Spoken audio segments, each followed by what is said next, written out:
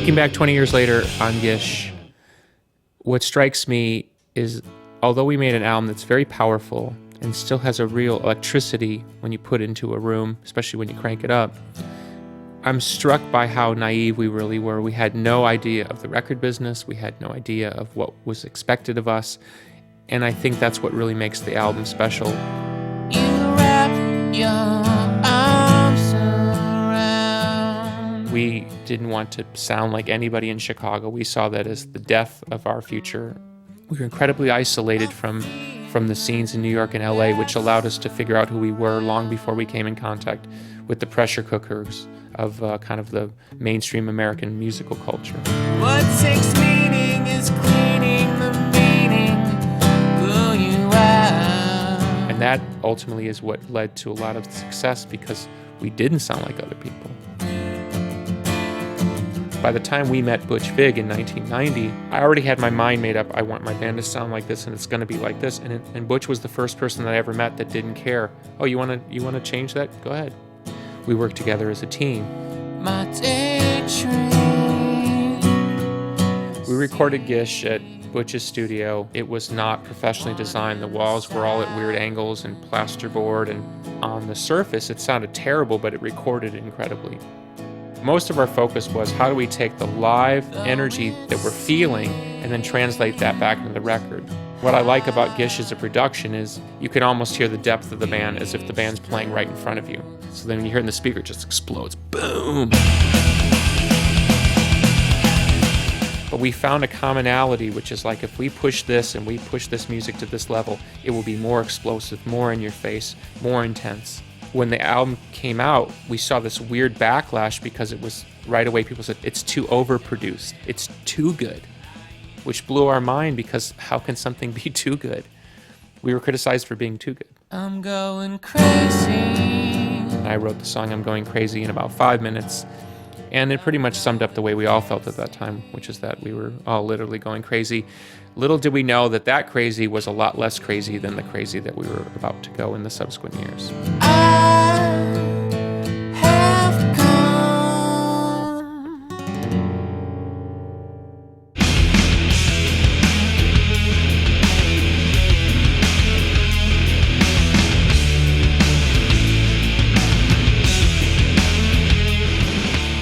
After Gish came out, we toured approximately 14 months on the album.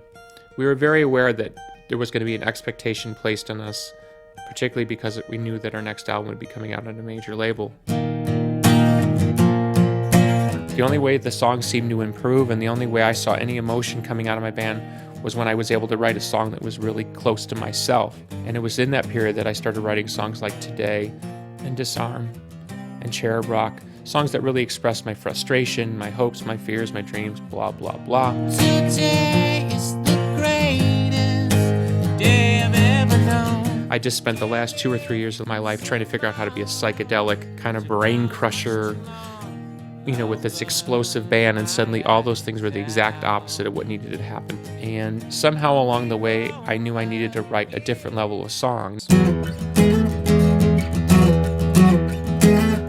Siamese Dream is beautiful to this extent. We did have hit songs on the record, but they were defiantly our hit song. And I think that's why the album is endured and is significant, because it was both a commercial record and a mainstream record, and at the same time, it was very much our own record, and we insisted on that. And we were lucky to work with somebody like Butch, who backed us up, and of course, very lucky to work with Alan Mulder. Alan, Butch, and I mixed the record. And so, top to bottom, it was an effort to both meet the challenge, but meet the challenge in our own unique way. As far as the reissue goes, with the extra tracks on the bonus disc, some of the tracks have been remixed. So I think it was really great that Butch took the time to sit down using modern technology and create what I would call a more definitive version. In the case of some of the tracks that Carrie Brown remixed, Carrie was able to go back to the original tapes and probably put more care and attention to those mixes than we were able at the time.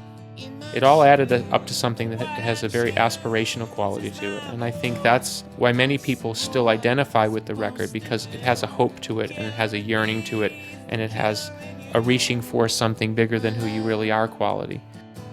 For us personally, that was the end of the garage, the end of the small club, the end of that sort of moment of innocence. And that's when you start to realize that you're connecting to a whole bigger world than the one that you're used to. It's a very strange, surreal experience that you can only have once. And a smile